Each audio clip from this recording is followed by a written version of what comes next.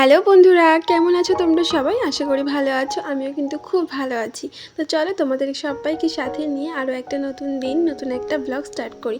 আজকে সকাল থেকে দেখে নিশ্চয়ই বুঝতেই পারছো, যেমনি হাওয়া তেমনি ঝিরঝির করে বৃষ্টি পড়ছে। তো সকাল থেকে ভাবছিলাম দিনটা কি করব সারাদিন। আর এখানে দেখো তোমাদের দুটো জিনিস দেখাই, একটা বাদাম আর একটা চিপস। এগুলো হচ্ছে বাড়িতে, দুটোই বাড়ির জিনিস, আমার পিসি বাড়ি। তো তারাই আর কি অনেকদিন আগে পাঠিয়ে দিয়েছিল। আর বাদামগুলোতে প্রচুর পিঁপড়েও ধরে গেছিলো, তাই জন্য এগুলো বের করা হয়েছে। আর যেহেতু বের করা হয়েছে তাই ভাবলাম তোমাদের সাথে শেয়ার করি। আর আমার পুকুন তো যেটাই দেখবে তার মধ্যেই ওকে কাজে লেগে পড়তে হবে।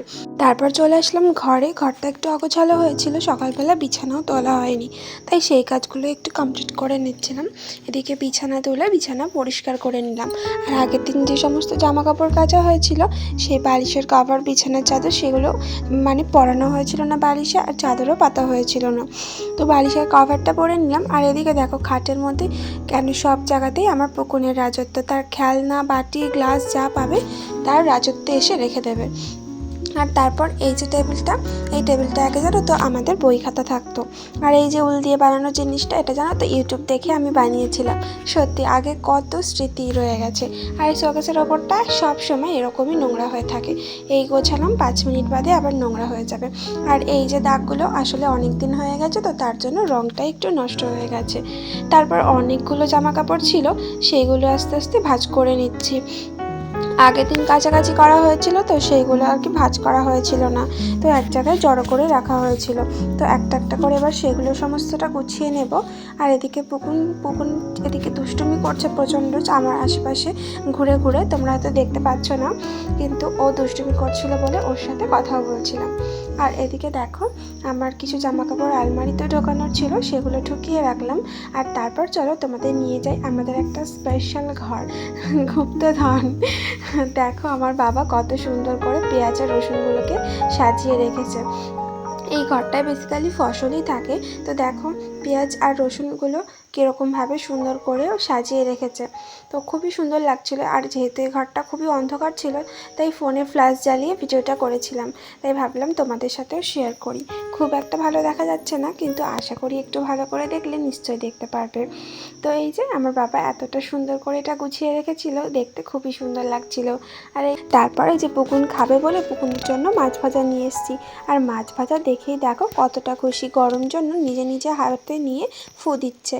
ও মাছ খেতে আগাগোড়াই ভীষণ ভালোবাসে। মাছ দেখে আমার পুকুন তো খুবই খুশি হয়ে গেছে, আর ভাবছি কখন এই মাছটা ও খাবে।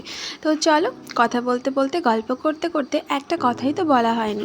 যে সমস্ত বন্ধুরা আমার এই ভিডিওগুলো প্রথম থেকে দেখে আসছো, তাদেরকে জানাই অসংখ্য ধন্যবাদ। আর যারা আজকের এই ছোট্ট ভিডিওটা আজকে প্রথমবারের জন্য দেখছো, তাদেরকে আমার চ্যানেলে অনেক অনেক ওয়েলকাম। তোমরা এভাবেই আমাকে সাপোর্ট করো, ভালোবেসো। আর আমার এই ছোট্ট ছোট্ট ভিডিওগুলো তোমাদের কেমন লাগে কমেন্টে জানিয়ে যেও। তারপর স্নান টান করে পুকুনের সাথে আমিও একটু ঘুমিয়েছিলাম। আর এই যে বিকেলবেলা মা এখানে ফল কাটছে, তরমুজ, আম আর লিচু সবাই মিলে খেয়েছিলাম। দেখাও কি খাচ্ছ?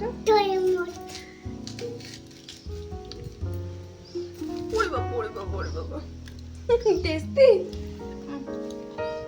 এখানে সন্ধেবেলায় একদম ঘুটঘুটে অন্ধকার, এই রাস্তাটায় যাচ্ছি কোথায় বলো তো? একা একা মামার বাড়িতে। রাস্তা দেখতেই পাচ্ছ, পাশের জঙ্গল, একটা লোকও নেই। আসলে লোক নেই কেন বলো তো? কারণ বৃষ্টির দিন তো, সেই জন্য। মামার বাড়িতে এসেই বুনু, আমি আর বুনুর একটা স্টুডেন্ট আর কি, একটা বাচ্চা ছেলে, সবাই মিলে খুব মজা করছিলাম। তো মজা করতে করতেই একটা জিনিস নজরে পড়লো, চলো তোমাদের সাথে শেয়ার করি। এ দেখো এটা কি বলো তো? এটা কি ভাবছো? কোনো গাড়ির চাকা? একদমই না, এটা হচ্ছে রাবার। তো এটা দেখে তো আমি একদমই অবাক হয়ে গেছিলাম। আর এটা আমি ফার্স্ট টাইম দেখলাম। আর এই যে এই ভাইটা পড়াশোনা করছিল, এটা হচ্ছে আমার বুনু স্টুডেন্ট। তো পড়াশোনা করছিল আর বলছিল আমাকে কিন্তু একদম ভিডিওতে নেবে না। তো যাই হোক, তারপরে দেখো মামা এখানে কাজ করছে। আর মামাদের যেহেতু জামা কাপড়ের বিজনেস রয়েছে, আর এখানে ব্লাউজেরও বিজনেস রয়েছে, তো সেগুলো আর কি মামা কাজ করছিল। আর এই যে ভাইটার পড়া হয়ে গেছে, আরও খুবই লজ্জা পাচ্ছিল আমি ক্যামেরা অন করেছি বলে। তারপরে একটু হাই করে দিল তোমাদের। তারপরে এই যে বললামই বৃষ্টির দিন, ঘুটঘুটে অন্ধকার, কী যে এমন হলো বলো তো, যে রাত দুপুরে আমরা বৃষ্টির মধ্যে দুইজনে মিলে বেরিয়ে পড়লাম। দুইজন না, সামনে মামা আছে, তার সাথে পুকুন আছে, বাবা মা সবাই আছে। রাত দুপুরে দেখো দোকানও বন্ধ হয়ে যাচ্ছে। এত রাতে কোথায় যাচ্ছি বলো তো? যাচ্ছি একটা বাড়িতে, যেখানে আমাদের নিমন্ত্রণ রয়েছে, যেখানে হচ্ছে মহাপ্রভুর ভোগ রয়েছে। তো চলো তোমাদের সাথে আরও একটা জিনিস শেয়ার করি। এই দেখো আমার পুকুনের সবথেকে প্রিয় জায়গা, বিকেল হলেই ওর এখানে আসতে হবে। এটা একটা পার্ক, তার সাথে একটা মন্দিরও। তো বাচ্চাদের অনেক মানে খেলা করার আর কি অনেক কিছু করা রয়েছে এখানে। পুকুন প্রত্যেক দিন সন্ধেবেলায় আসে। তো এটা বাইরে থেকেই একটু দেখলাম। এখন বৃষ্টি হচ্ছে, কোনো লোকজন নেই। বৃষ্টি না হলে অনেক লোকজনই হয়তো থাকতো। তারপরে এই যে আমি চলে এসেছি ওই বাড়িতে, ঢুকে পড়লাম। আর অনেকটা এগিয়ে গেছিলাম, হঠাৎ করে বুনু বলল গেট বন্ধ করা হয়নি, তুমি গেটটা বন্ধ করে দাও। তাই আবার ঘুরে আসলাম গেট বন্ধ করতে। তো এই যে গেটটা বন্ধ করে দিলাম। চলো এবার যাই ভেতরে, গিয়ে দেখি সবাই কী করছে।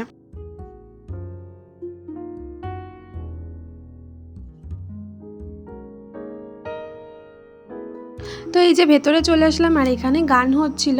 তো আর গান আমার হরে কৃষ্ণ গান পুকুন আমার এতই ভালোবাসে, দেখো কীরকমভাবে গান হচ্ছে আর ও এখানে হাততালি দিচ্ছে।